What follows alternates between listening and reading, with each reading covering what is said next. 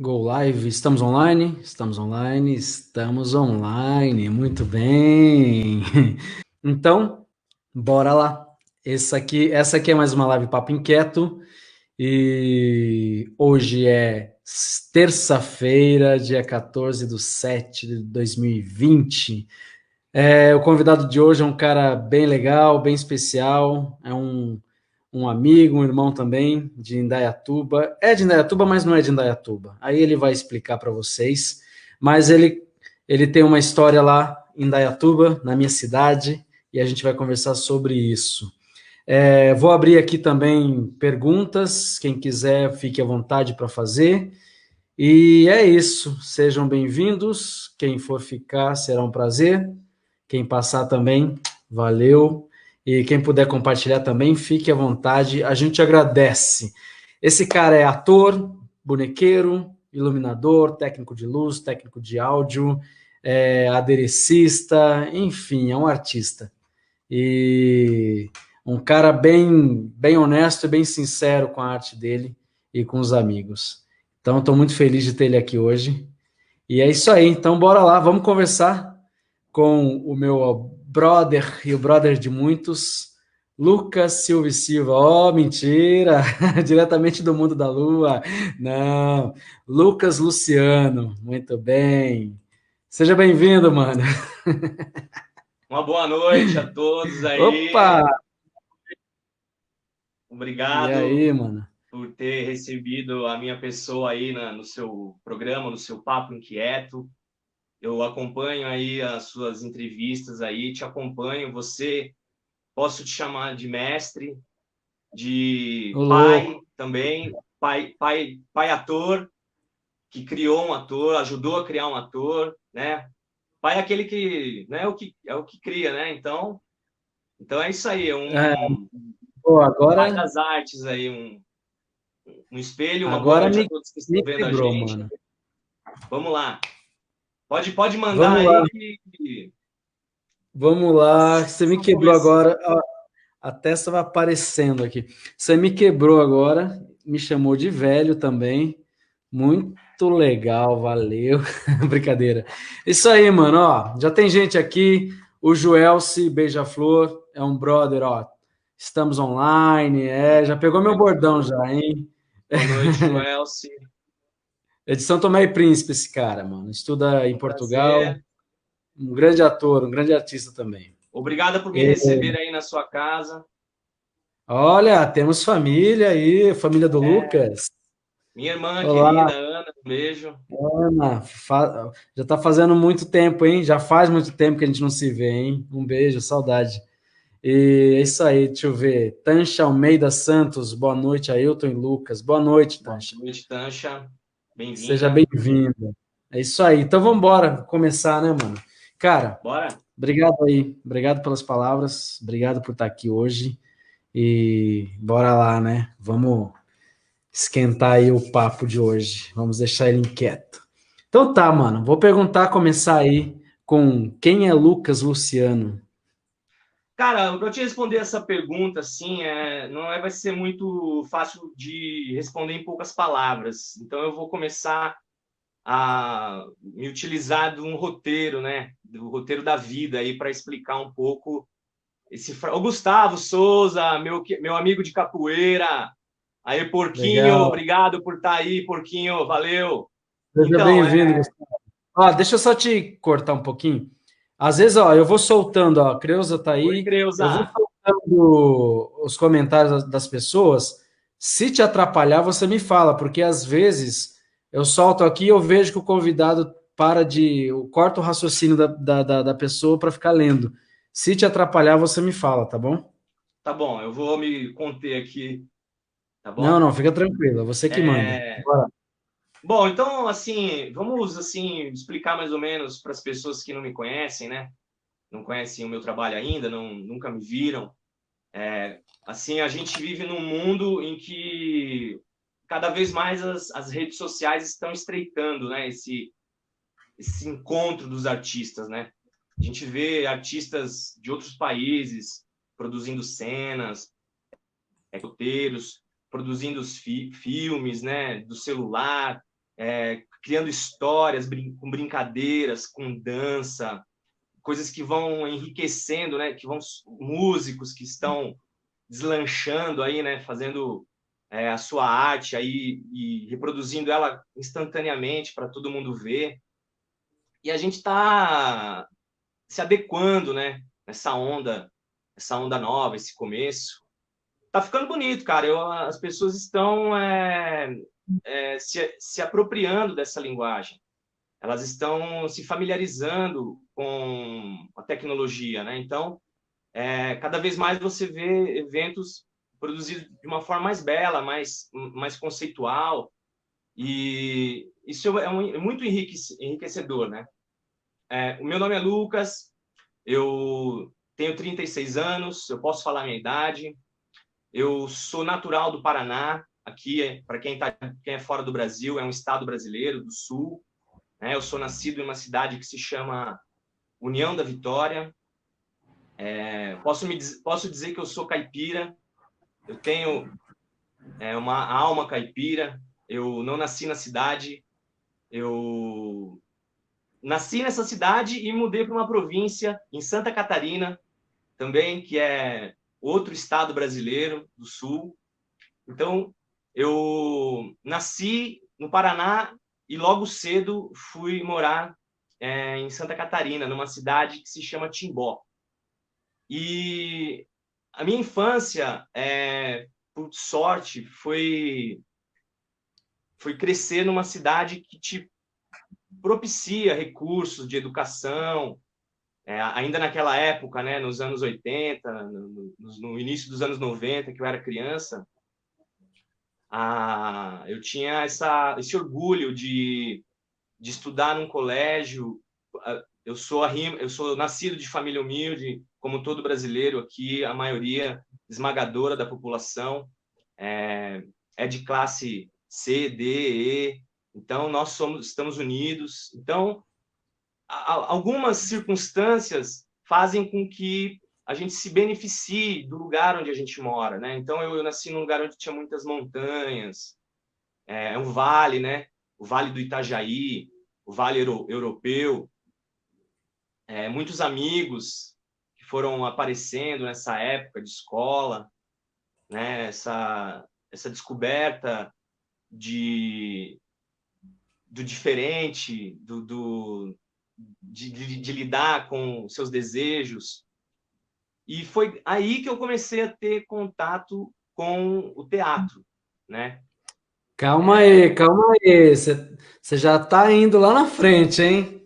Espera Não, aí. eu vou te responder essa pergunta, quem é Lucas Luciano, mas eu vou dar uma volta antes para poder dizer assim que eu me considero um mosaico, né?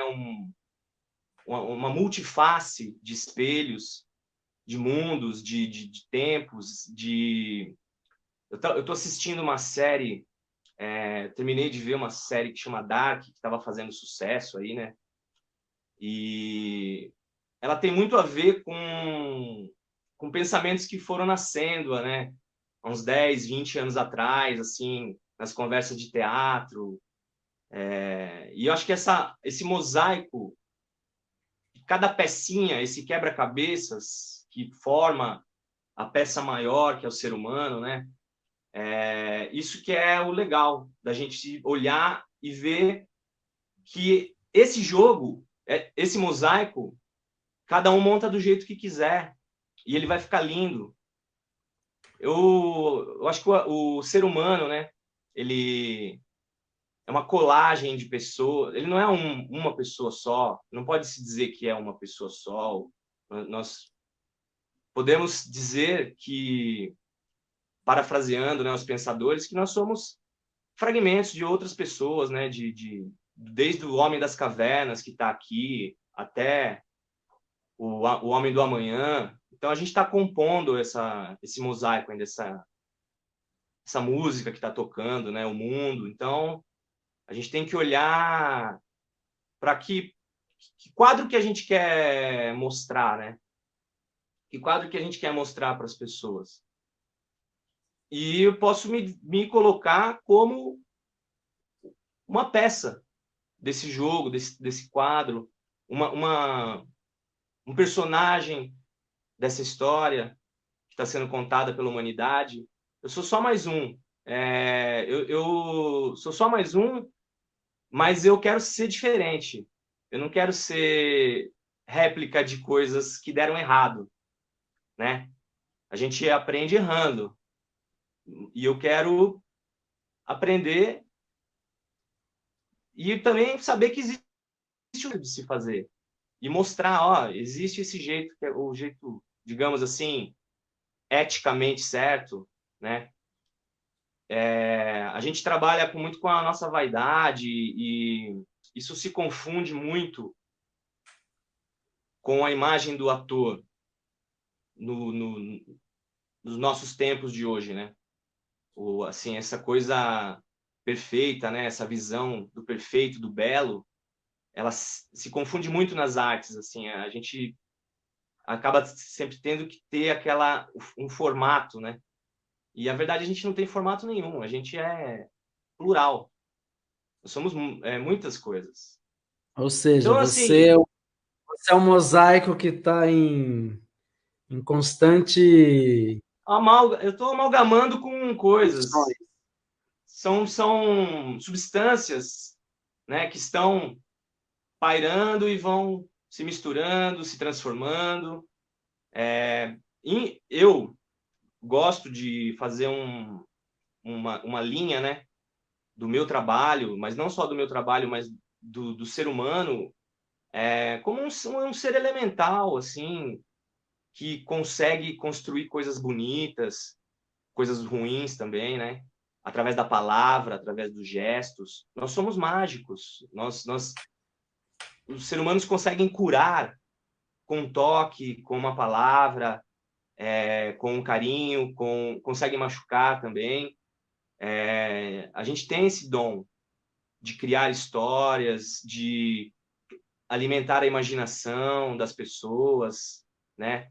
De levar as pessoas através dos tempos, né? Do passado, para que elas também possam desfrutar de experiências, né?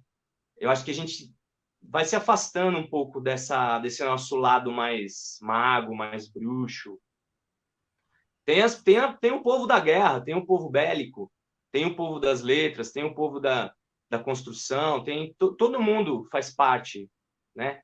Então, são talentos que nós temos. Eu sempre nunca quis dissociar da minha vida coisas que foram construídas através de ações, né?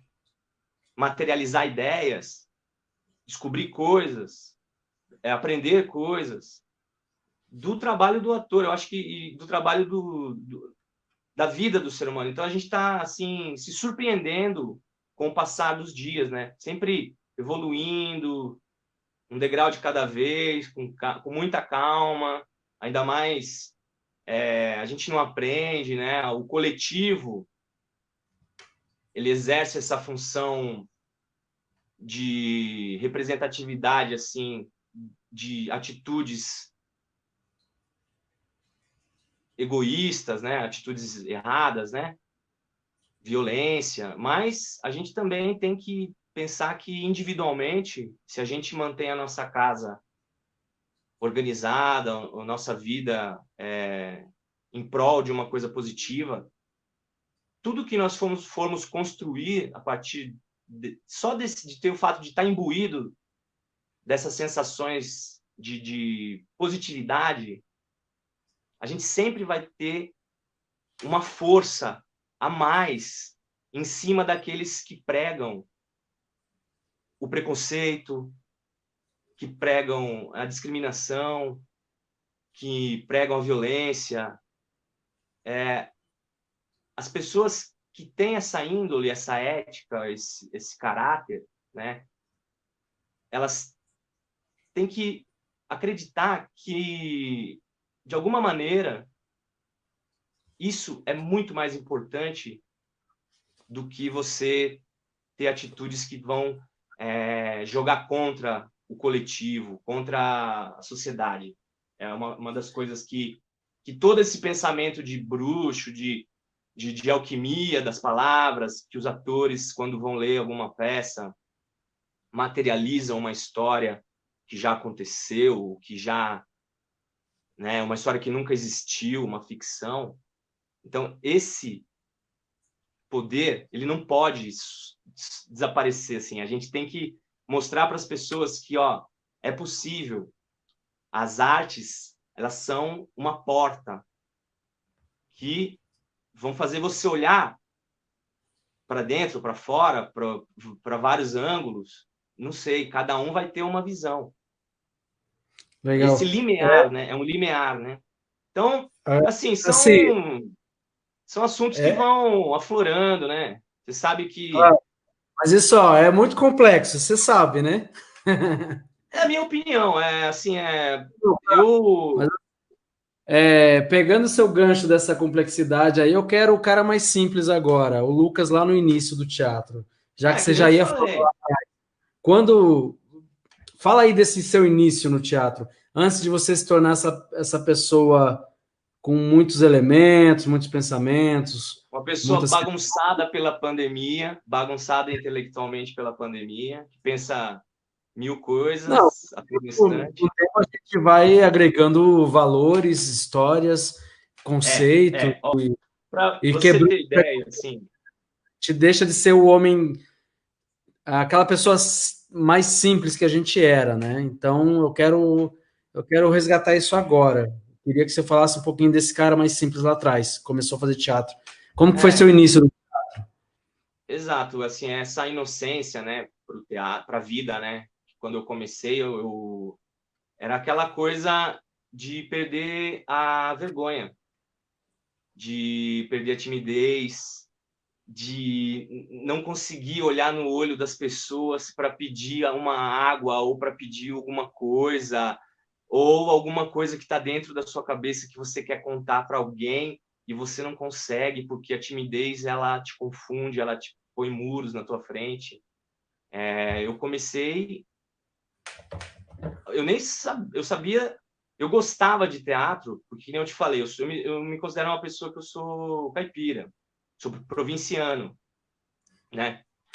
Eu nasci, morando em Timbó, eu comecei o primeiro papel que eu fiz foi de Jesus Cristo. E eu sentia prazer em viver um personagem. Eu não sabia quem era Jesus Cristo, mas eu estava dizendo: silêncio, calem-se. Era a minha fala. O fato de eu conseguir dizer alguma coisa elaborada para uma criança, para mim, foi uma possibilidade da imaginação vir à tona, se manifestar, né? Bom, aí aquela coisa, né? O teatro na escola foi sempre primordial para mim.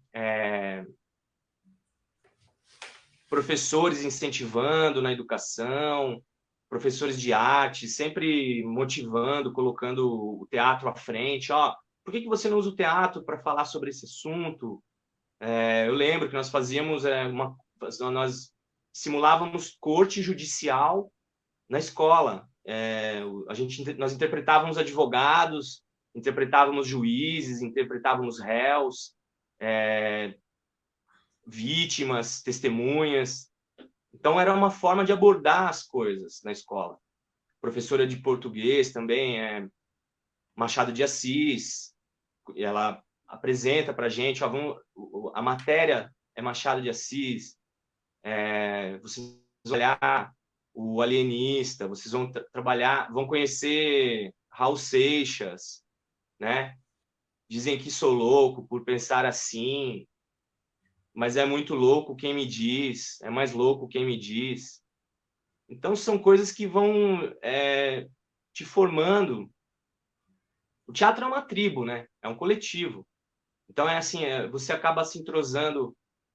Você que tem vergonha de conversar com as meninas, com os meninos, você acaba se obrigando a falar, como é que vai ser o nosso figurino, como é que vai ser o nosso cenário, fala seu texto, agora eu falo o meu, o diretor agora entra, tem um iluminador, tem o sonoplasta, então são várias vozes que você tem que aprender a ter essa hierarquia para ouvir, né?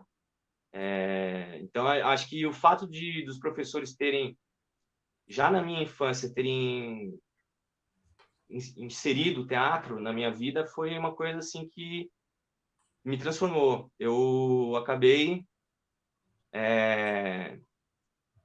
sentindo mais assim esse calor, né, das artes, me dando um caminho. Porque assim, eu nunca me considerei uma pessoa boa para esportes. Eu sempre era o último a ser escolhido. Eu sempre fui esquisito. Então, no teatro, eu tinha um certo poder ali que eu conseguia me transformar de certa forma. E era uma coisa que eu sabia fazer bem. Então, pô, Transformar a esquisitice em arte, né? transformar o Todos nós. diferente em dar atenção para o diferente.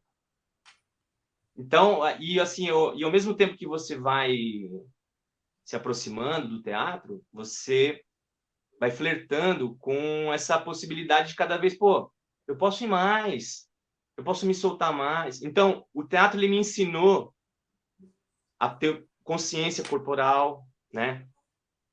E o que aconteceu? Depois que eu vivi toda essa infância lá em Santa Catarina, né, e é uma herança por ser um pouco tagarela também, e eu nem sabia disso, mas o povo catarinense ele é um pouco tagarela e gosta de conversar. Quando eu acabei me mudando para Indaiatuba, por decorrências da minha vida, né? Coisas que aconteceram. Pô, o Ivan tá aí, né? Que saudade dele, cara. Quanto tempo. Ô, Ivan. É, Ivan, não sei se tá frio. Eu tô com frio, né? Ele Eu também perguntou aí. tô. Eu tô com frio. E assim, o decorrências da vida me levaram a mudar para Indaiatuba, né? Porque a minha mãe, imagina, eu morando no interior de Santa Catarina, no interior do Paraná, até minha prima tá aí, a Ângela, né? Ela sabe muito bem, porque a gente viveu juntos, né? Ela mora numa fazenda linda, maravilhosa. Então, assim, esse aprendizado da natureza, o homem ligado à natureza, essa ligação com a terra, a ligação, eu, as referências femininas na minha vida, né? Minha mãe, minha tia, minhas primas, minha irmã, então elas acabaram só acrescentando, né? Ideias para que eu continuasse. Então, essa timidez sempre foi latente, assim. Oi, Solange. E o fato Solange, de ter mudado. Sol- desculpa, Solange é de Angola, tá passando aqui. E aí, Solange? Eu vi a live da Solange, cara. Foi muito legal, foi muito comovente. Eu até me identifiquei contando aqui agora, porque é o clichê, né, do começo no teatro. Fazendo, não sabe muito bem o que está fazendo, num lugar que não é o propício para aquilo, que é um lugar sempre o almoxarifado do lugar, né? Aquela salinha suja que fica destinada ao povo do teatro. E a gente fazia na paróquia da igreja, naquela salinha poeirenta, né? Antes de ter um centro cultural lá no Aldrovande, antes de ser construído, a gente começou lá, né? Com uma oficina livre da Cissa Guirelli, que a Cissa foi a chave, né? Ela começou a passar uns jogos teatrais da Viola Spolin que ela conhecia, né? Uns jogos lúdicos que ela conhecia. E assim, eu nessa época eu era adolescente, eu não saía muito de casa. Eu só tinha poucos amigos, assim, eu conheci o Charles Moss, que é um artista plástico de Só te Indaiatuba. cortando. O que você pulou aí, só para fazer a ponte para as pessoas. De Santa Catarina, ele precisou mudar para Indaiatuba. Ele está falando da Aldrovândia. Aldrovândia é um bairro da cidade de Exato. Indaiatuba. É, o que aconteceu assim, foi digamos assim, uma transformação de príncipe, assim, né? Eu morava no interior e aí a minha mãe ela acabou arrumando um trabalho como empregada doméstica na casa da família real brasileira, de um dos parentes da família real. E eu continuei morando no interior, né? A minha mãe ficou trabalhando, ralando. Ela trabalhou muitos anos como empregada doméstica. Ela formou a família, construiu a casa dela, graças ao trabalho dela, ao esforço dela, né?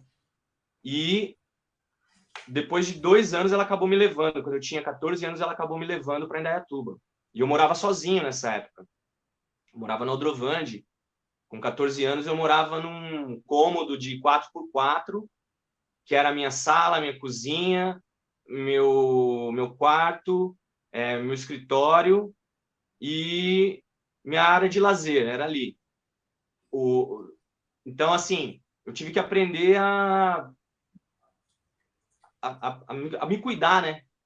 Cuidar de mim, parar de ter aquela figura materna ali sempre com tudo organizado, né? É lógico que a minha mãe não me abandonou, ela está comigo até hoje, mas foram momentos que a gente teve que se separar. E foi nesse Claro, momento que eu necessidade. comecei a fazer teatro com a Cissa, em Indaiatuba. E a Cissa, ela foi concorrer a um cargo público na prefeitura, na época da eleição. E ela teve que se afastar das práticas dela de teatro. E foi aí que eu conheci o Ailton, né? Que Sim, era outra energia que eu lembro que você tinha, né? Era diferente da Cissa, porque a Cissa ela tinha uma coisa teórica muito forte nela. E você tinha uma coisa prática muito forte. Então, você, além de saber falar sobre teatro, você sabia fazer. Você sabia fazer vários personagens, várias vozes, imitações, de jeitos, expressões de corpo, né? Tinha essa coisa que eu achava demais, assim, eu achava, pô, o cara é tão normal na vida dele cotidiana, ele anda de moto, ele mora nos bairros aqui perto, é uma pessoa, mas quando ele começa a fazer teatro, ele vira outra pessoa, ele se transforma. Ele pode ser o Charlie Chaplin, ele pode ser um personagem de uma tragédia grega, ele pode ser um personagem dramático. E aí você começou a apresentar o Gerê, né? O Gerê que também é uma referência de teatro, é aquela coisa, vão atrás, porque essas pessoas são únicas.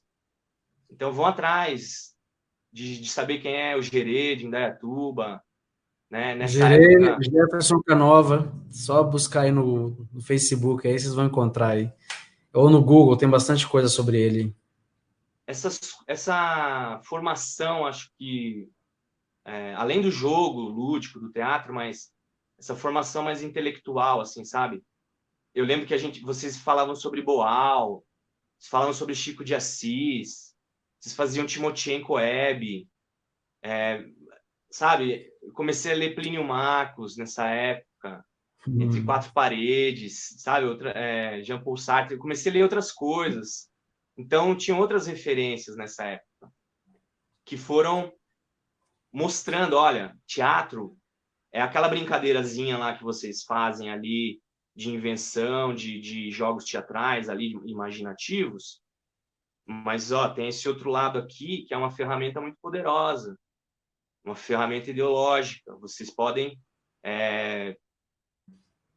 contar qualquer tipo de história, né? Vocês possibilitavam essas coisas, principalmente naquelas mostras que tinham Novembro em Cena, que tinha em Indaiatuba, que eu Sim, nem sei se existe mais. também não sei. E se não existe, é uma pena. É, e foi uma época legal também. O Maurício, né, e o Charles, eles eram o Maurício e o Matheus, que hoje é meu, ainda continua, né, com a gente. Ele é É isso que eu ia perguntar. Você, nesse profissional de início aí, teatro. você andava muito com o Charles, com o Maurício, e Vamos contar a história. eu lembro que nas aulas eu via, era uma turma com um potencial muito grande ali, né? Eu era também muito novo, mas eu me arriscava mais. É, e tinha uma turma muito, muito, muito legal de adolescentes e crianças muito boas, boas mesmo de coração, assim, sabe? E muito aplicadas. E o Aldrovandi era um bairro que estava no início também, né? Então, como todo bairro de início, tem algumas precariedades.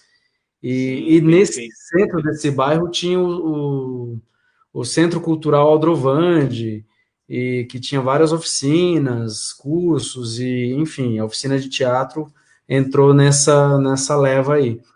E Para o quem Lucas, não, perdão, para quem não conhece a geografia de Indaiatuba, ela é bem cruel, né? Você vê um bairro como o Aldrovandi, o Jardim Brasil, situados entre condomínios de mansões mansões, milionárias. Então, sim, assim, fazer teatro na periferia e ter longe, consciência muito longe. social. E aí assim, essa molecada tava lá, todo mundo junto. E eu vi um potencial nesse trio, né? No, o Lucas, o Maurício e o Charles. E isso também me ajudou muito na construção diária das aulas, assim, porque eles também, eles eram líderes, como fala? Eram líderes naturais, tem um nome, tem uma palavra, proativos, não sei. Enfim, eles carregavam a turma toda, assim, né? Todo mundo seguiam eles. Então isso me ajudava muito. Mas eu via um potencial nessa formação, nesse trio. Que como é que foi isso, assim? O que que um ajudou o outro a se construir e até que ponto vocês seguiram juntos e depois precisasse, ó, tá ok. Agora a gente, cada um tem que construir sua história individualmente. É, bom, algumas pessoas devem conhecer, né, a Anne Welter, que é uma atriz, diretora da Companhia Nós, a Cia Nós de Teatro. E a Anne é uma atriz que tem uma trajetória muito bonita, assim, ela viveu uma história no XPTO, depois viveu a história dela, e ela é a tia do Charles. E o Charles, ele sempre foi talentoso. Eu digo assim, o Charles, ele que é o cara que despertou esse amor, né, também. Ele sempre teve um talento para confeccionar adereços incríveis. Eu lembro que Desenho, desenhos, então a gente precisava produzir cenário, adereço, ele fazia muito rápido. Ele pegava um isopor, ele esculpia, ele fazia uma espingarda assim, super rápido, empapelava e já pintava. Aí precisava fazer uma cuca, ele já pegava arame, ele já fazia armação da cabeça e já encapava com espuma. Ele tingia. tingia, ele pintava telões, ele tinha ideias cenográficas, ele herdou muito isso da vivência dele que ele tinha com a Anne, aqui em São Paulo. E ele compartilhou com a gente um pouco disso também. E assim, tudo tudo o que acontecia é que as coisas só foram uma bola de neve. A gente, dali do Odrovande, a gente foi convidado para fazer um trabalho lá no centro, no núcleo de artes cênicas lá do NAC, né, que tem em Indaiatuba. Secretaria Algumas de Cultura, apresentações na Secretaria de Cultura, que à época era a Érica Erika Hayashi, Érica Novak. Novak. É, e, é, e, assim, foram coisas que foram acontecendo. Nessa época eu tinha 17 anos e o Charles, ele recebeu a proposta da tia dele e do grupo Circo de Bonecos para vir morar em São Paulo e trabalhar no grupo, né? Produzir cenário, produzir bonecos. E o Maurício, ele é um cara que ele era mais amigo do Charles, então eles acabaram vindo primeiro para São Paulo. E eu tinha prestado o Unicamp nessa época e a USP, só que eu não passei. Aí eu fiquei muito frustrado, assim, eu falei, nossa, cara, IAD também eu prestei, eu falei, pô, o Maurício prestou IAD também, a gente não passou em nada, foi bombado em tudo. E aí a gente falou, meu, a gente não pode parar. A gente, aqui em Dayatuba, acabou. Chegou no limite. Não tem apoio. Os grupos que estão aqui não são Vão iguais aos grupos de São Paulo. não são Eu iguais e vão preciso. se matar entre eles, né? para conseguir um espaço. Eu quero mais, eu quero mais. Essa panela aí, eu não acreditava naquela época que existia panela, e existe muita panela em todo lugar, difícil de quebrar, para você se mostrar, mostrar que você tem, se você acreditar no seu talento e mostrar que você tem potencial, é muito difícil, né? E aí eu falei, eu vou para São Paulo, cara, eu vou de algum jeito eu vou. Aí eu comecei a procurar, falei, tem um curso de interpretação do Everton de Castro, a Escola de Teatro Everton de Castro. Aí eu falei, Maurício, eu preciso fazer uma cena para entrar na escola, quero que você faça a minha réplica. Se eu não me engano, ele já morava em São Paulo. Aí ele falou, claro, eu faço. Aí a gente fez Aurora da Minha Vida, se eu não me engano. Fizemos uma cena lá no teatrinho do Everton, lá na Santa Cecília, num teatrinho escuro, assim, numa salinha pequena, com um foquinho de luz. Eu de costas para ele, encostado assim, ele encostado em mim, falando o texto. Aí o Everton, pô, beleza. Tão dentro os dois. Aí eu falei, o Maurício, ele estava já trabalhando com o pessoal do Circo de Bonecos. Detalhe, gente, o Maurício hoje se tornou um grande iluminador, assim, o cara é fera. É diretor de palco, o Maurício, cara, ele, além de iluminador, ele é diretor de palco, ele é cenotécnico também, ele é ator, ele é formado na Escola Livre, Ah, é verdade. ele tem uma trajetória no teatro bem legal também, assim, foi um brother, é Aliás, irmão ele até entrou hoje. aí, não sei se ele ainda tá, viu? Se ele tá por aí, mas eu vi que ele entrou. Né? Mas então, o Everton de Castro, eu acho que era uma escola muito boa, assim, principalmente para quem estava vindo de fora, né? Eu tive muitos amigos que eu considero bons atores, gosto muito do trabalho deles. Ó, o Maurício falou que é mentira aí, ó. Amigo tem dessas coisas, né? E aí, e quebra a gente. Mas eu acho que o Everton de Castro era uma escola muito boa, assim. E uma pena que fechou, né? Faliu. Ele dava tanta bolsa que Eu acho quebrou, que é né? mentira, ele é mentira que ele é um grande profissional hoje em dia. Ah, tá, pode ser, pode ser. Mas eu Aí, eu assim, fiquei muito feliz quando você veio para São Paulo e estudar, né? Romper, cortar o laço com o interior, sabe? Que é importante. E isso precisa ter muita coragem. Precisa ser uma pessoa de coragem.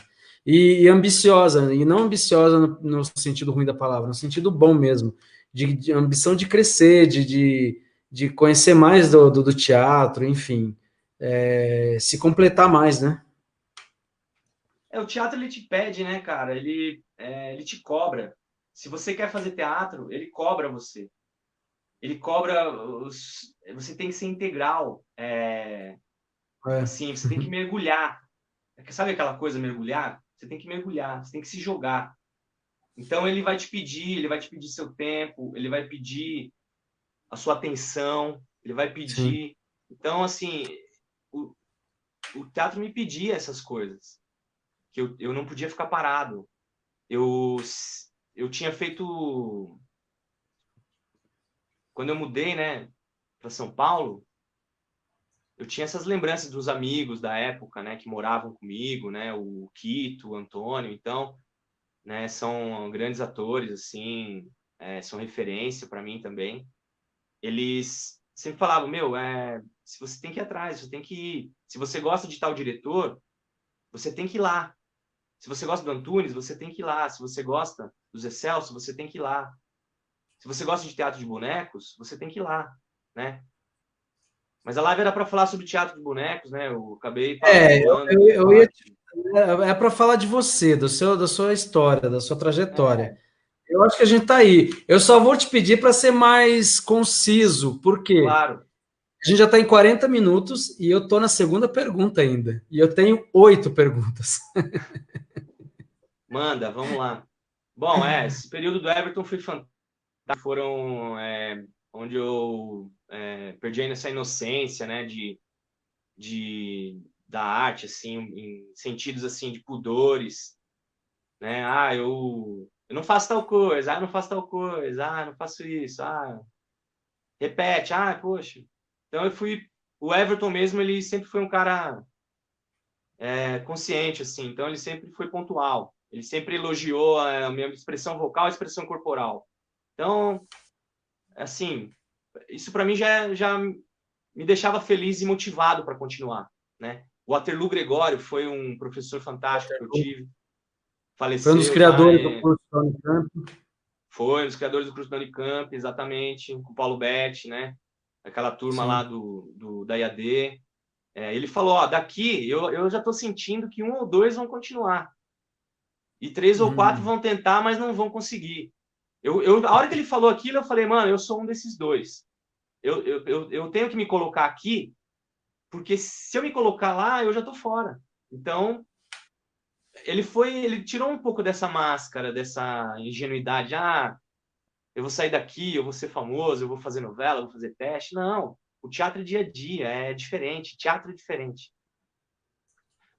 E assim, aí foram despertando, né, os meus interesses por teatro de boneco também, porque você começa a ver que não existe um tipo de teatro só.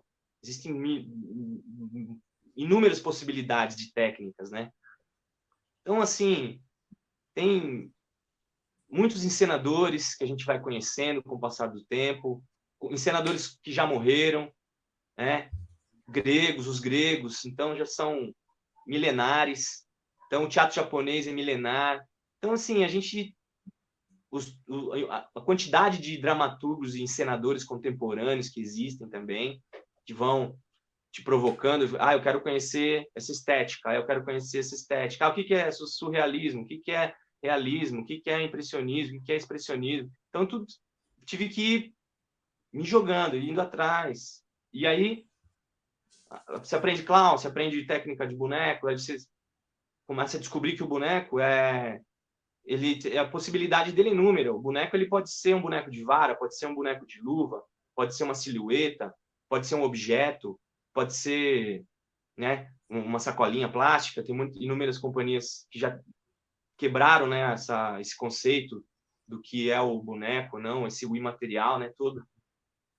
Essa experiência aí, depois, foi um momento também que eu terminei o Everton de Castro, e eu acabei me aproximando do artista do Sidney Caria, que é um grande artista plástico também, bonequeiro, que é do grupo XPTO. Nessa época também eu comecei a trabalhar com eles, com o grupo do Cláudio Saltini, a Anne e o Sidney, na Circo de Bonecos. Né? A gente fazia um espetáculo que eles criaram que chamava O Voo, a viagem de Teco-Teco, Teco-Teco. era a viagem Eu do assisti. Lindenberg sobre o oceano. Acho que foi Então, seu você primeiro lembra? trabalho que eu assisti aqui. Foi meu primeiro trabalho profissional, Não, assim. foi o primeiro trabalho que eu vi seu, assim. Sim, Sim. era fantástico. Então, toda essa coisa, essa estética europeia, né? Das coisas acontecendo, o mar que roda, o barquinho que passa, o peixinho que passa, Era legal. Uhum. mecanismos, o avião, Então, todos esses mecanismos de boneco, né? Fui me Eu aproximando. lembro que eu fiquei muito feliz, assim, quando eu vi, porque eu vi tua evolução, porque, assim, a gente ficou muito tempo sem se ver de Indaiatuba até certo ponto. Depois a gente se via aqui em São Paulo, né? Eventualmente. Né? Eu Cheguei, fui te ver no cheguei aí na tua Sátiro. casa, na zona, na Vila Mariana, eu acho, Sim. e numa festa que vocês fizeram e tal, mas eu nunca não tinha mais visto você em cena. Então a minha imagem que eu tinha era aquele menino lá fazendo em Indaiatuba, né? E aí de repente eu vejo aqui apresentando no Sesc Consolação com o Saltini, um espetáculo muito legal, cara, e puta, com uma técnica refinada ainda, eu fiquei muito feliz. Você Falei, tá me pô, olha ouvindo? onde o cara chegou, tô ouvindo. Você tá me ouvindo? Eu não tô te ouvindo. Não? Eu não tô te ouvindo. Não. Estranho. Vou Eu, desplugar aqui e plugar de novo. Pera aí. ok. Fala. Tá me ouvindo agora? Não, não tô te E ouvindo. O que pode faz ter assim, acontecido? entra e sai de novo. Enquanto isso, eu Sai? vou falando com as pessoas. Vou escrever no chat aqui, ó. É, entra e sai novamente. Ou Não, então, melhor, eu vou continuar sai contando e aqui entra. enquanto você digita. Não sei se está todo mundo ouvindo. Eu não estou te ouvindo mais agora. Ó,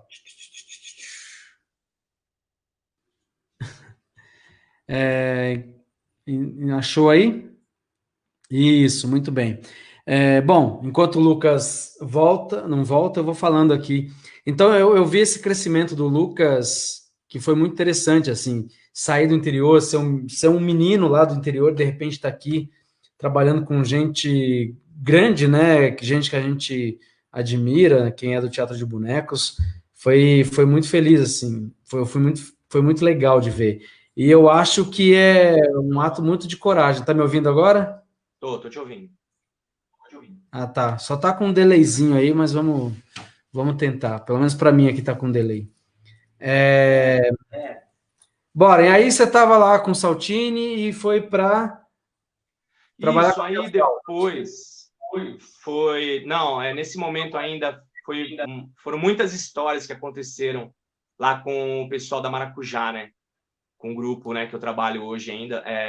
Então, assim, o ateliê que o Sidney tem, não é mais na Vila Mariana, mas quem conheceu viu inúmeros bonecos saindo de lá, cenários, adereços, muitas soluções técnicas para aquela criatividade dos diretores, né? Ah, eu quero que você faça um boneco de um anjo subindo ao céu. A gente conseguia concretizar essas traquitanas. Foi aí que foi nascendo, né, o meu lado aderecista, cenotécnico, de meter a mão na massa e de pegar o boneco e ter que mexer ele, trabalhar com ele para ele. Ah, o ator vai ter facilidade para trabalhar com ele aqui. Opa, o boneco voltou do ensaio, ó. A pega do boneco não tá legal, tem que melhorar, o dedo do ator é menor, tem que fazer menor.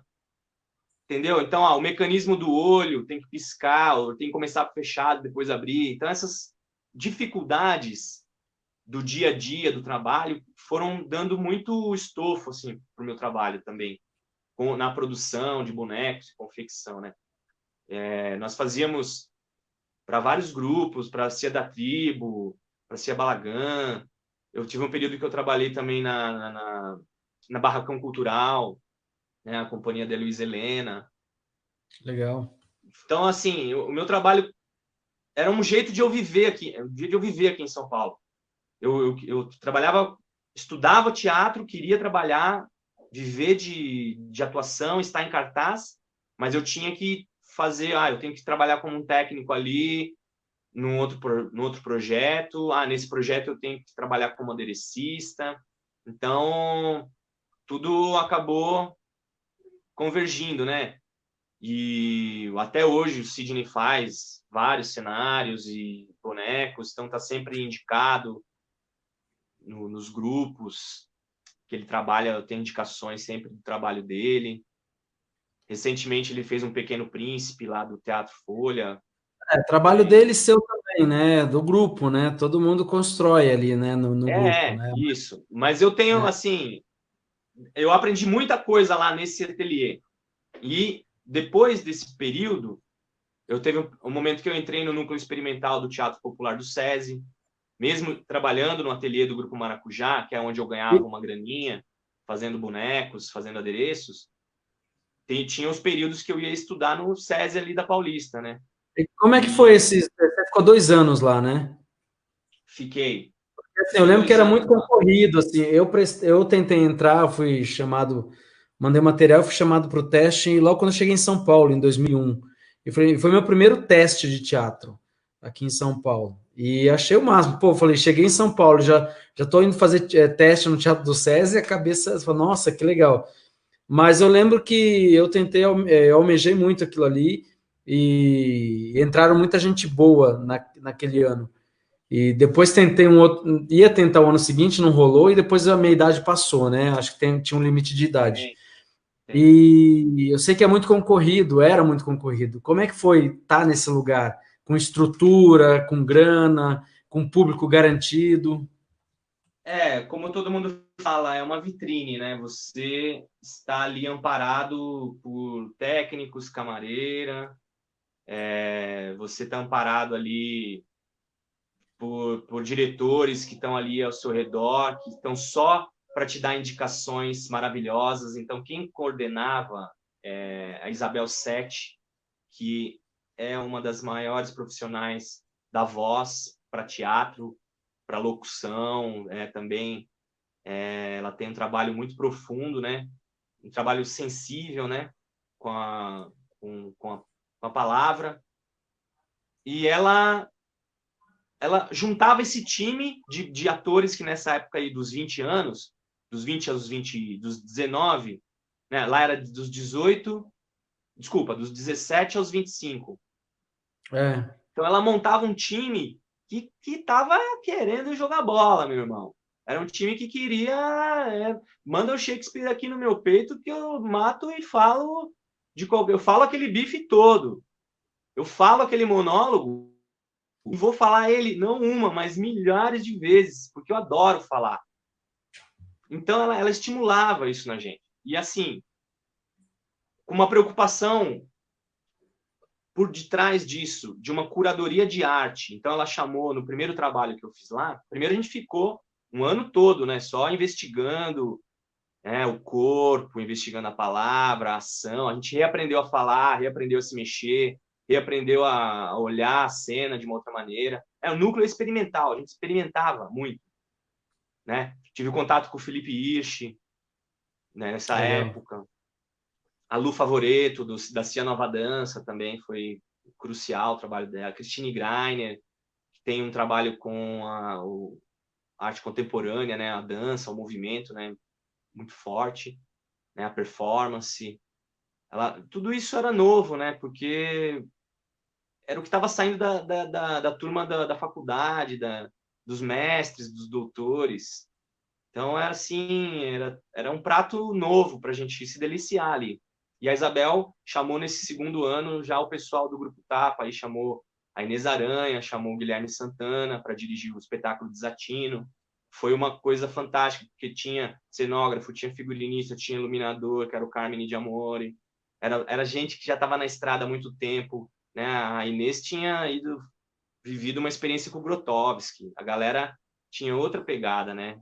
Assim, o Grupo Tapa já tinha feito, o Guilherme já tinha feito muitas peças, ganhado muitos prêmios também. Então, a gente fica até sem ferramentas. A gente esquece que desaprende tudo, porque os mestres sabem, né? A gente está aprendendo. Sabem, Naquela época, o mestre sabe, mas a gente também sabe. A gente tem a nossa ferramenta natural, né? a E é essa intuição, né? ferramenta que eu quero saber ali inserido nisso tudo. Não, essa intuição, assim, eu sempre fui intuitivo. Eu acho que assim o ator ele tem que estar sempre ligado, estudando, indo no cinema, indo numa exposição, indo conhecer, fazendo turismo, querendo conhecer histórias, ouvir pessoas. Ele tem que ser poroso, ele tem que estar aberto para o novo, para o diferente. Ele tem que ver possibilidade de encontros, de transformações ali. E essa intuição minha, eu acho que me ajuda no meu trabalho, sabe? Às vezes eu pego um texto, eu nem sei por onde começar, mas eu sei que com técnicas de respiração, com técnicas de articulação, de expressões vocais, expressões corporais, eu consigo criar um clima, eu consigo contar uma história, eu consigo criar emoções, né? A gente vai aprendendo a dominar essas coisas. E o fato de estar no núcleo experimental, experimentar, me deu essa possibilidade de viver uma peça assim dramática na época, de conhecer essa estética do conflito, né? Tinha um dramaturgo, né, o Elzeman Neves, tinha todo um embasamento filosófico no texto, mas também tinha aquela vontade da juventude ali de que não sabe filosoficamente o que está fazendo, mas tem aquele sangue na veia que o latino tem, que o brasileiro tem, que faz criar, né? Emanar ali o teatro, faz o teatro acontecer. Depois disso, a segunda montagem, né? Esse ano foi bem corrido, assim, foi bem profissional, porque a gente começou a ensaiar com o Romeu e Julieta, da direção da Cibele Forjás, e apresentava à noite. Então, essa experiência aí, apresentar de quinta a domingo, 2 sessões no sábado, não existe mais isso. Não existe. É assim, eu acho que eu peguei, acho que foi assim, só quem faz hoje em dia os grandes produções musicais, né? Que ali, sim, ainda tem esse hábito de quarta a domingo, né? Bom, e a experiência com a Cibele Forjás também foi um punch, foi outra coisa, assim, porque era uma tragédia, era Shakespeare, era o texto do Fernando Bonassi, tinha conceitos políticos ali envolvidos, né? O conceito estético da peça eram atores que eram terroristas, que estavam num prédio da Fiesp, fazendo uma peça de manifesto político ali também, né? A gente fazia os manifestos do Hakim Bey, o terrorismo poético, então era um terrorismo artístico. A gente fazia uma encenação, um manifesto dentro da Fiesp, falando de amor, usando aquela estrutura, né, para quem conhece o núcleo experimental como era, né, o projeto que existia, aquela transformação naquela sala. Então a gente fazia todo o percurso itinerante, com projeções ao vivo, tudo convergindo aí para uma possibilidade, né, cara, de uma vitrine. E depois disso, foi o que aconteceu, continuando a trabalhar muito com o Grupo Maracujá. As produções, elas acabavam uma chamando a outra. Então, nós fizemos o Sem Shakespeare, da Pia Fraus, que é aí que vai começar a história com o Grupo Pia Fraus, foi o fato do Sem Shakespeare, da gente ter produzido uns bonecos e reconstruído bonecos do Marco Lima, o mestre bonequeiro também, da Pia Fraus. Marcos Lima, ele é um cara incrível também, um artista Marco incrível. Lima, aprendemos muito, assim, como ele fazia os bonecos dele. Ele não tinha uma regra, um livro ali, uma fórmula. Ele ia construindo os bonecos e os bonecos iam nascendo. De jornal, ele amassava jornal.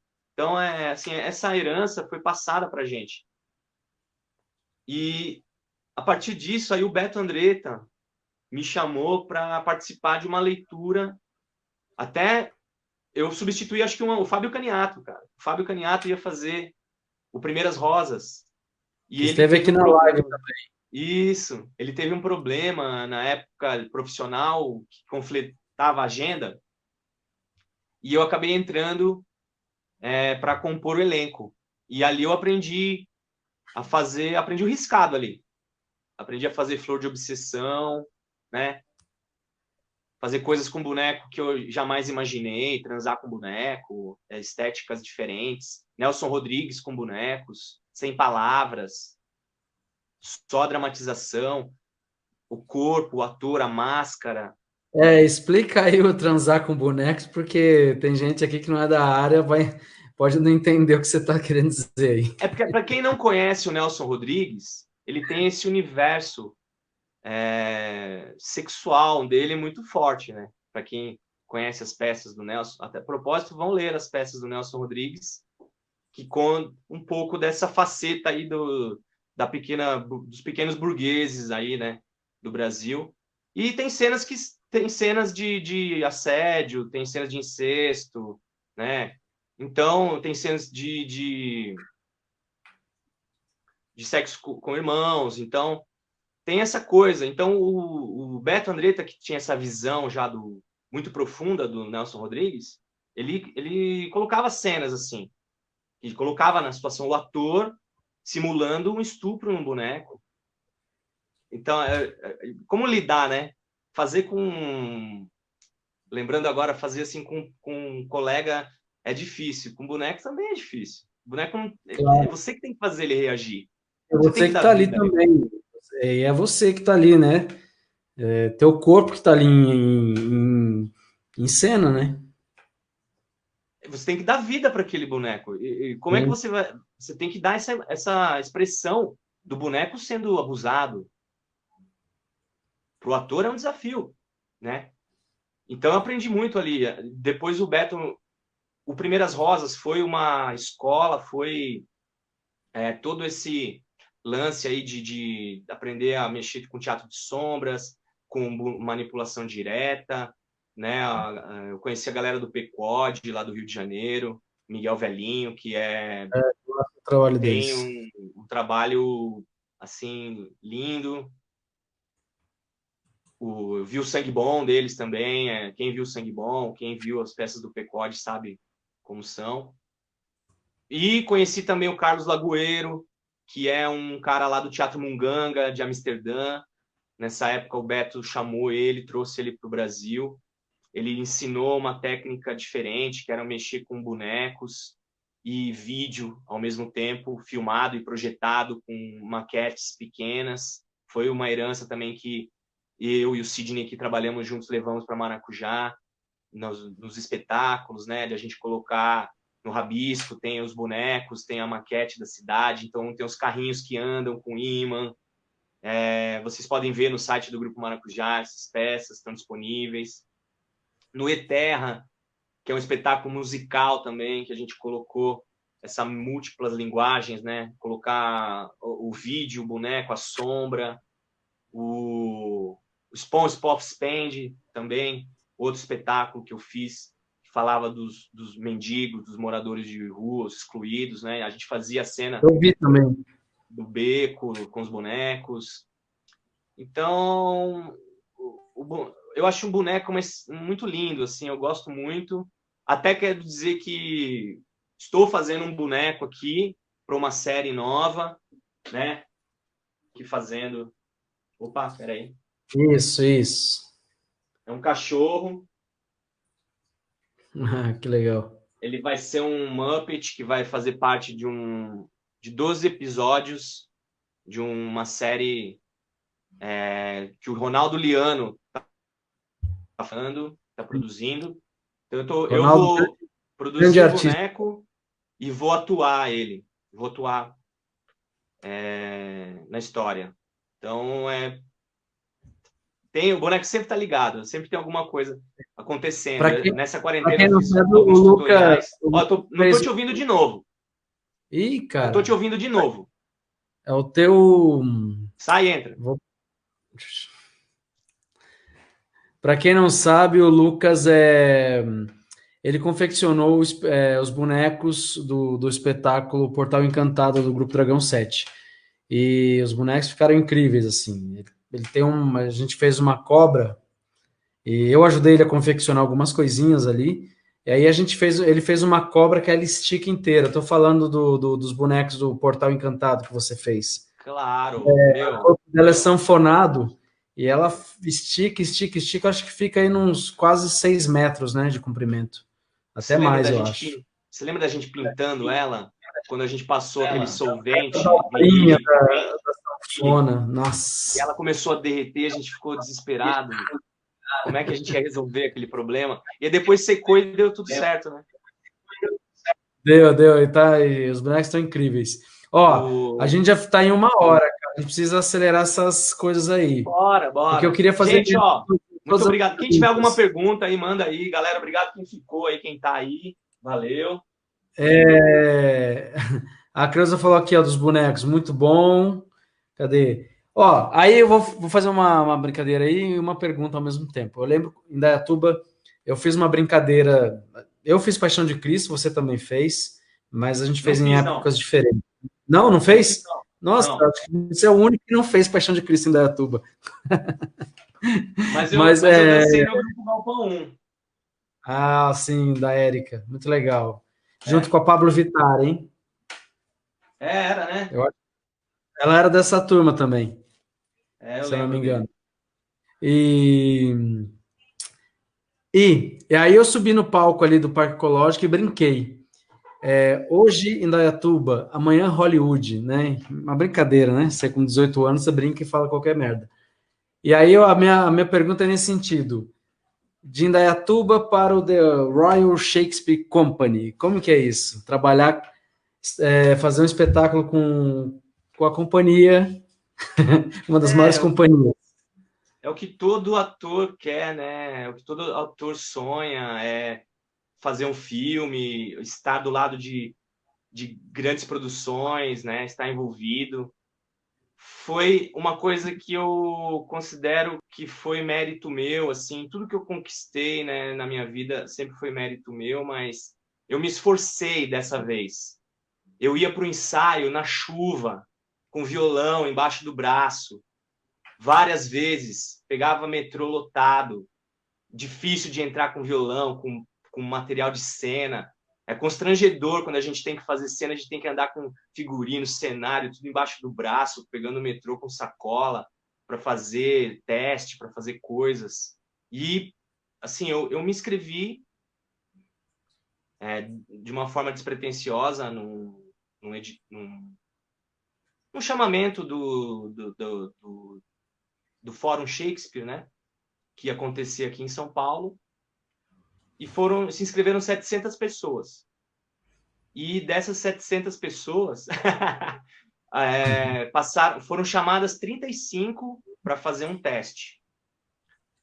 E aí eu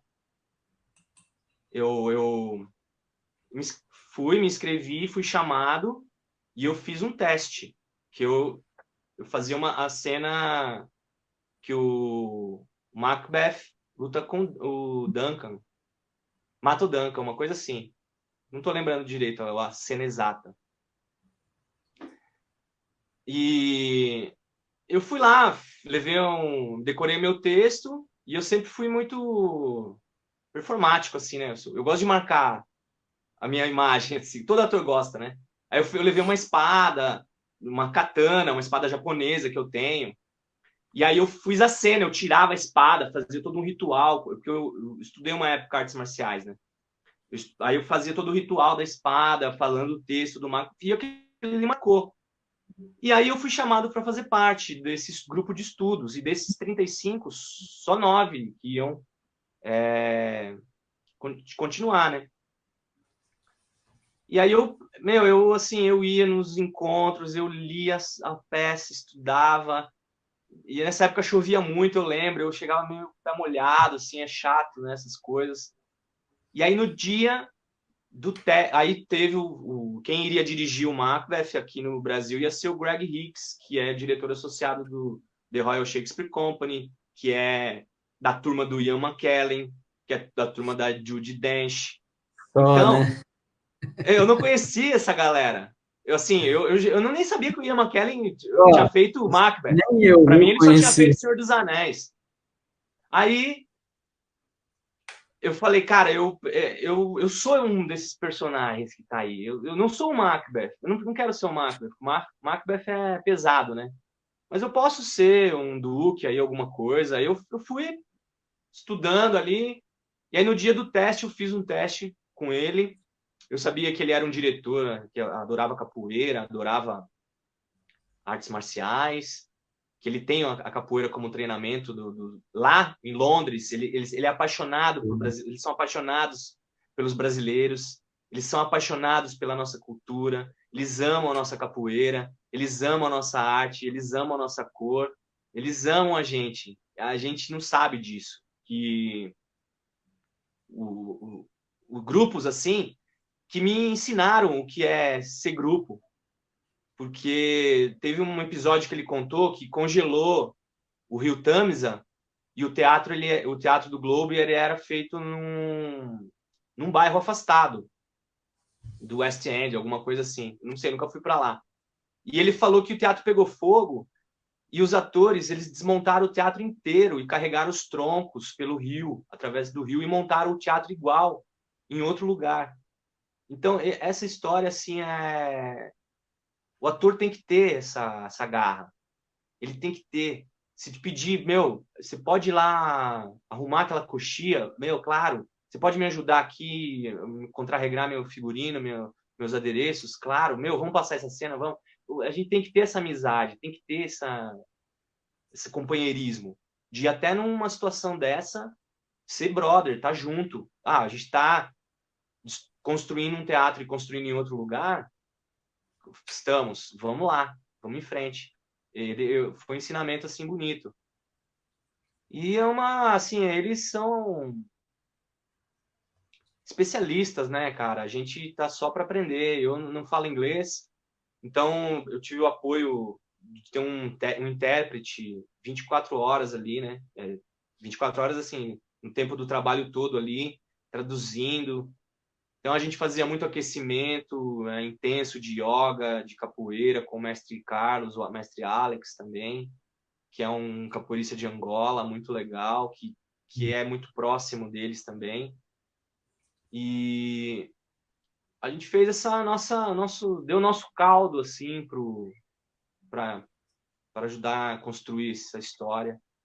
Foi bacana, a gente estreou no CCBB, fizemos uma temporada ali, depois fizemos umas apresentações no interior, Sesc Sorocaba, e até o Maurício era o técnico lá, encontrar ele lá também foi ótimo. É isso, a gente tem que sonhar, mas assim, sonhar na medida certa. Talvez Sonho eu não tem não, medida, não, não tem cara. limite, né? Não tem limite. Sonho é Sonho é livre. sonho, Sonho é entendeu? Sonho livre. não tem limite, não. Sonho é livre.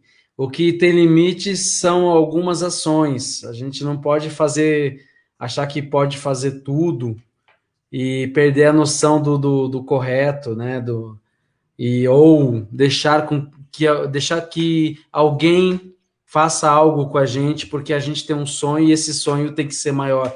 Não, sonho não tem limite, mas a gente também tem que se preservar de alguma forma e tem não deixar ninguém abusar desse sonho, entendeu? Seja pro lado bom ou lado ruim, a gente tem que deixar ele sem limite, mas tomando conta dele, cuidados.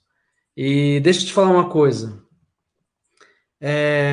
Vou falar de Sampa aqui, né? Você falando de sonho, de não tem limites, não tem limites. São Paulo é um sonho, né?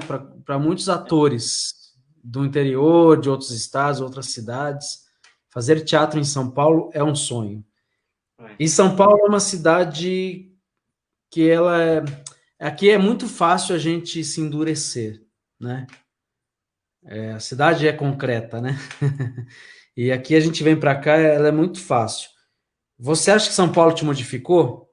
Assim, eu te explico, vou tentar explicar. Vou falar de mim aqui. Eu era em Dayatuba, eu era uma pessoa mais solta, mais alegre, mais brincalhona, mais leve. Eu era essa pessoa mais leve. E eu cheguei em São Paulo e aí com esse pensamento, não, aqui tem que ser tudo mais sério, eu tenho que mostrar profissionalismo, tem que não sei o quê, eu tenho, e fui me endurecendo. Eu virei uma pessoa mais dura, mais séria e muitas vezes mais chata, né? Muito concreta. Hoje o meu trabalho comigo é voltar, regredir aí algumas coisas e ser mais leve. Enfim, não preciso provar nada para ninguém mais. Você, Lucas, eu tenho a referência do Lucas lá de Indaiatuba. Eu enxergo duas pessoas, mas eu queria que você pode falar disso, assim, o que que São Paulo nos transforma, se te transformou também, ela te deixou mais sério, menos sério, como que você se enxerga dentro desse lugar? Ninguém passa ileso, né, por São Paulo, assim. Você me falando isso agora,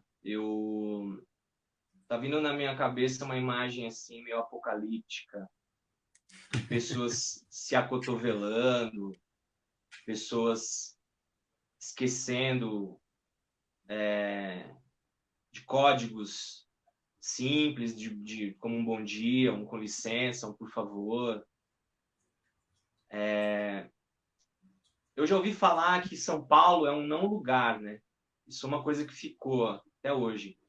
Aqui é uma terra, é um não lugar, ele não pertence a maioria das pessoas não encara aqui como uma casa. encara como um lugar de passagem, um lugar de oportunidade, um lugar de para construir, vencer alguma coisa. Cria um estilo de vida que vai matando um pouco aquela coisa da infância inocente, né, que a gente tem de we are the world, né? Vamos todos juntos, nós somos o mundo, né? Aquela coisa que o teatro no começo te imprime, né? Muito bicho grilo, é a tribo, é a comunidade. Se você tá precisando, tá passando perrengue, pô, venha comer na minha casa, dorme na minha casa, eu preciso fazer um teste, pô, fica aqui em casa, sabe? Oh, eu preciso ir tal lugar, como é que eu faço? Né? Essas coisas que a gente aprende em casa, quando a gente se coloca um pouco no mundo profissional, a gente acaba esquecendo um pouco. E eu acho que o teatro ficou bem chato nesses últimos anos, assim. Ficou insuportável. Porque a gente esquece um pouco do porquê que a gente continua fazendo aquele amor, aquele amadorismo, né? Não importa se essa peça vai ter público ou não. Eu quero falar sobre desigualdade social, eu quero falar sobre história infantil, eu quero falar de bonecos, eu quero falar. E eu acho que o que o ator de hoje, o formato que ele acabou criando, né? Porque hoje ninguém precisa ser especializado em nada. Tem TikTokers aí para todo lado, né? Tem pessoas produzindo conteúdo aí a todo instante, usando da ânima do ator para, né, para contar uma historinha engraçada, divertida ali. Esquece um pouco de que nem tudo é uma brincadeira no momento atual, a gente também tem que falar um pouco sério, né? Tem que ser desagradável um pouco. Então, assim, eu acho que o mercado acabou imprimindo um estilo de atores, um tipo de atores, de posicionamento, que é da disputa. Então, eu vejo assim, as pessoas, eu preciso de uma pessoa que dê 3 mortais e seja veterinário, e o cachê é super baixo. Então, isso nivela o nosso trabalho lá embaixo.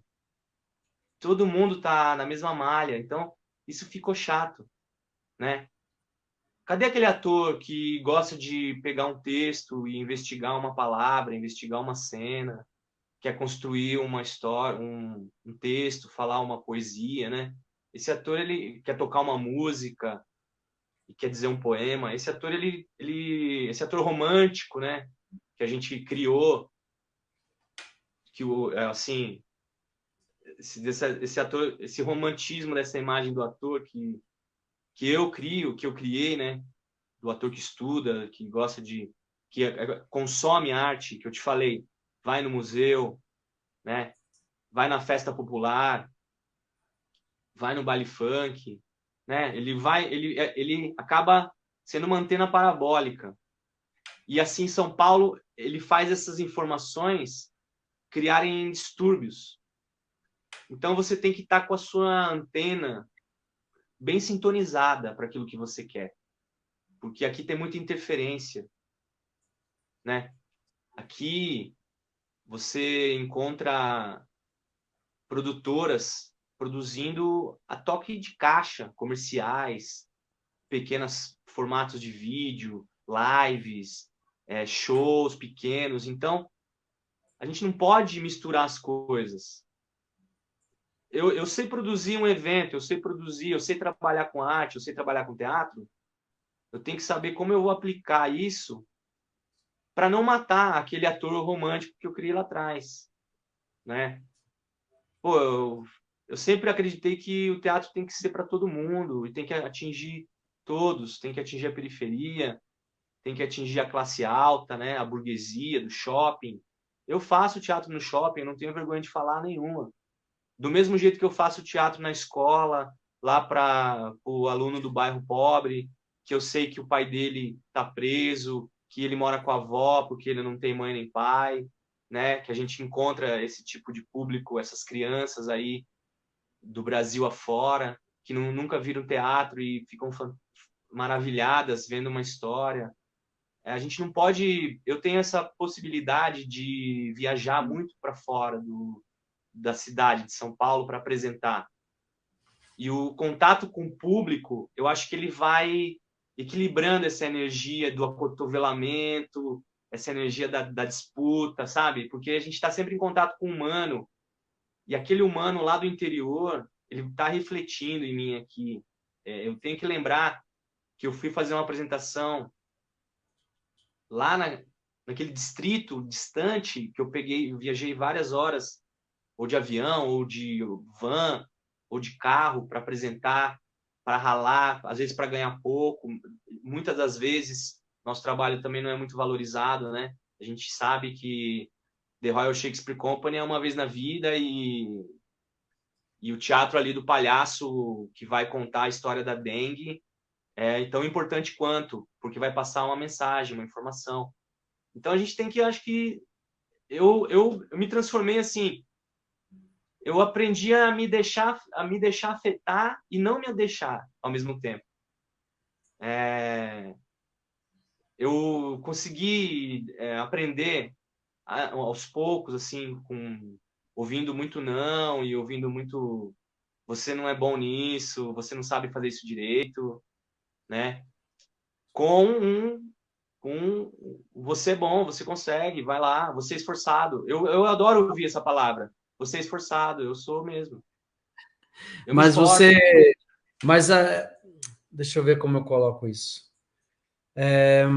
Mas você acha que São Paulo tirou teu sorriso, tua alegria? Ah, é uma pergunta assim, nesse atual momento, eu não posso me deixar influenciar por esse atual Não, não, momento, né? não, nada a ver com esse atual Não, momento. o Isso é teatro, o um São recorte Paulo, da sua trajetória. Da eu sua só posso trajetória. dizer, eu só posso dizer que São Paulo me deu as maiores alegrias. Assim, as maiores felicidades profissionais que eu tive foram aqui em São Paulo. Eu construí muitas coisas que aprendi muito com a galera daqui, os artistas daqui.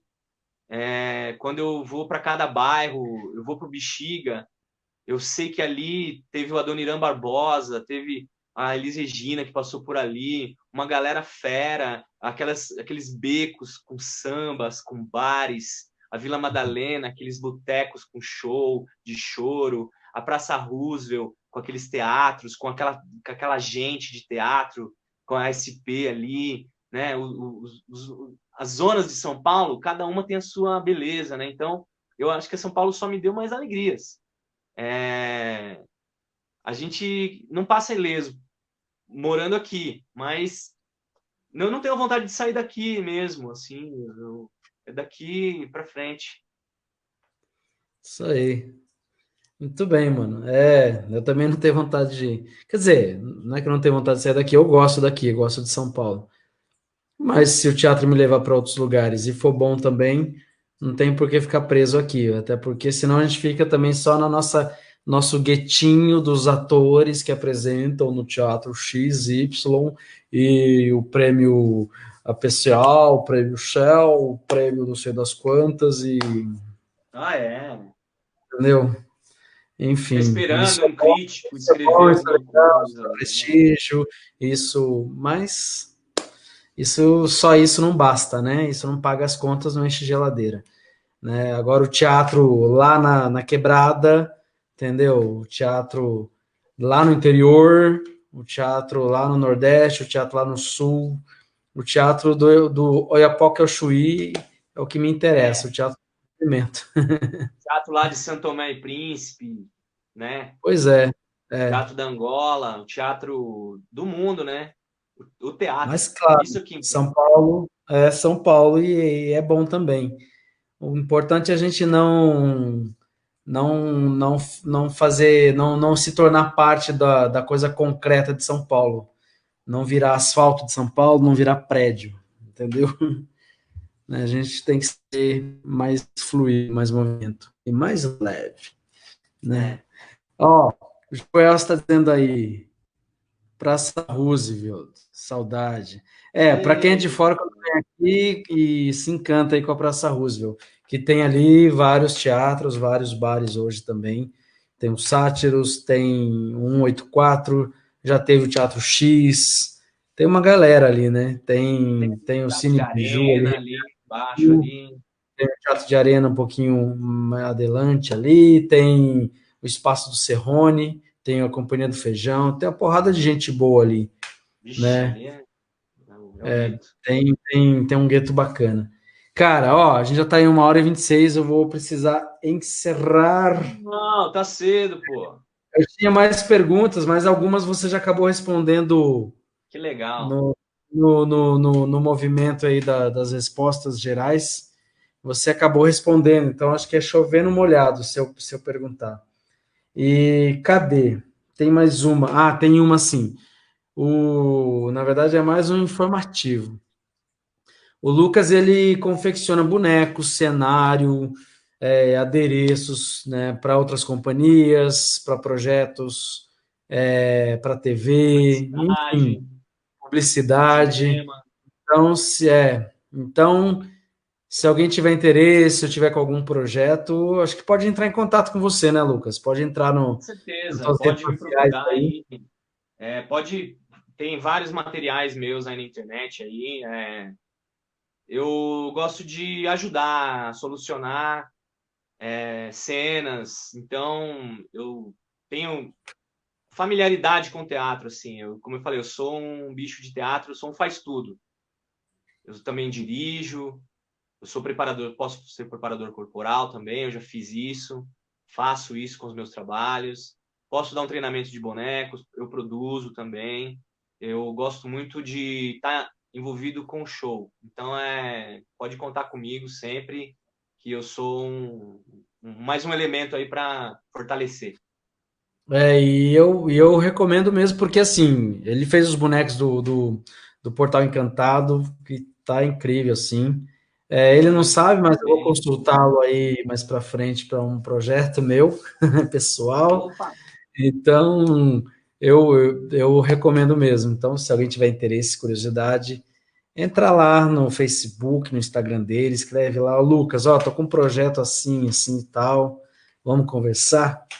Vai lá tomar um cafezinho, acho legal, acho digno. E aí, assim, nesse movimento, eu ia até falar, a gente passou, você falou, mas a gente não frisou muito, mas dá para falar rapidinho aí do seu movimento com as artes marciais, a capoeira e o teatro, o que que isso te ajudou, assim, e em É, poucas isso, palavras. isso tudo muito nasceu lá atrás, no Everton de Castro, né? Com as aulas de expressão corporal, né, da Sandra Lúcia Gomes.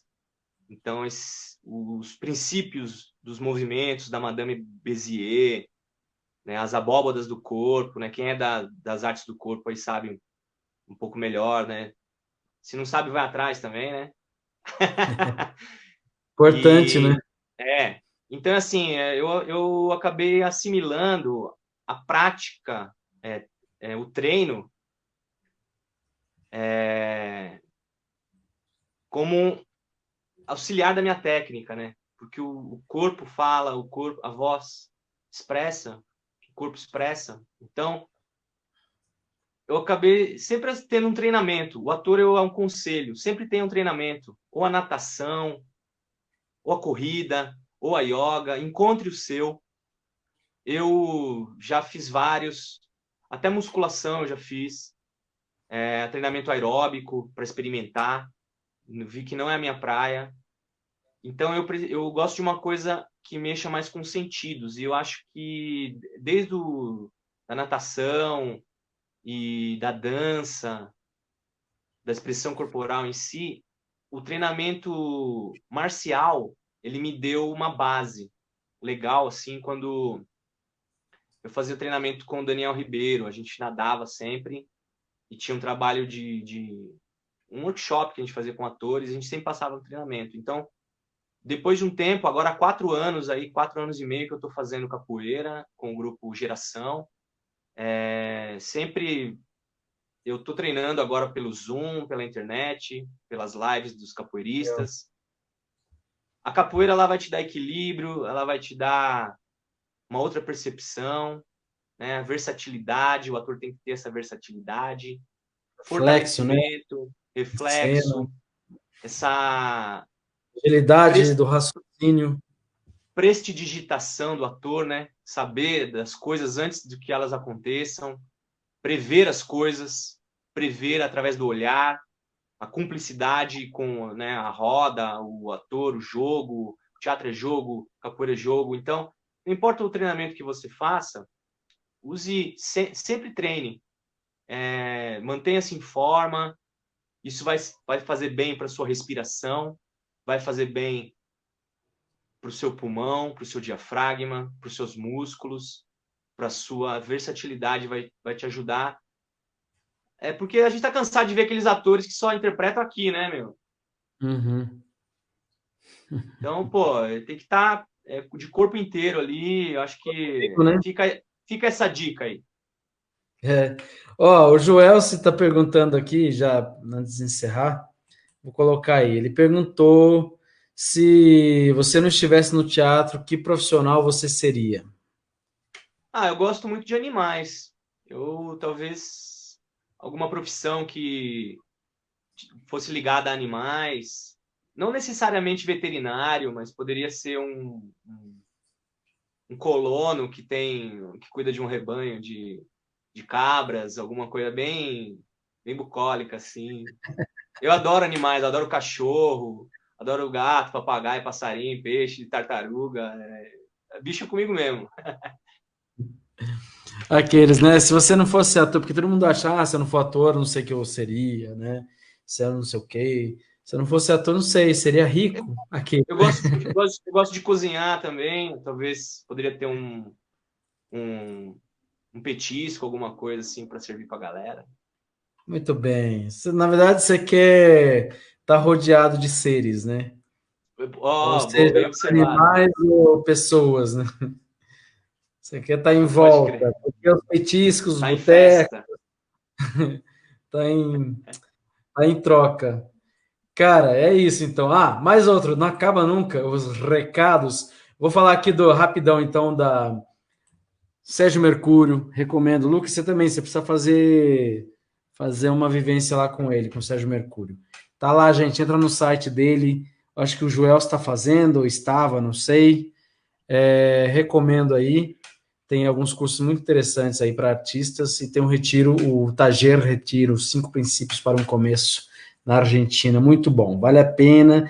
E o próximo convidado também, sexta-feira, a gente vai conversar com o Eliel Ferreira, um amigo brasileiro, fez EAD, está na Itália desde 91, trabalhou desde lá com o Dario Fo, até o momento, até a morte do Dario Fo, é um cara que trabalhou ali lado a lado com ele, é um cara que vale a pena também conhecer. Padrinho de muito ator aqui em São Paulo, ajudou muita gente, o cara, coração bom. Então, sexta-feira, às 19 horas. E quero falar também que a partir da semana que vem eu vou fazer a live Papo Inquieto uma vez por semana. Infelizmente. Porque a vida está voltando e os compromissos estão chegando. E eu tenho alguns projetos pessoais aí, pessoal, que eu tenho algum projeto, os meus projetos aí que eu estou tendo que colocar em prática e a live toma muito tempo. Parece que não é só falar aqui, sentar e conversar com a pessoa. Tem uma logística, tem que entrar em contato com as pessoas, esperar o tempo de respostas, a agenda delas.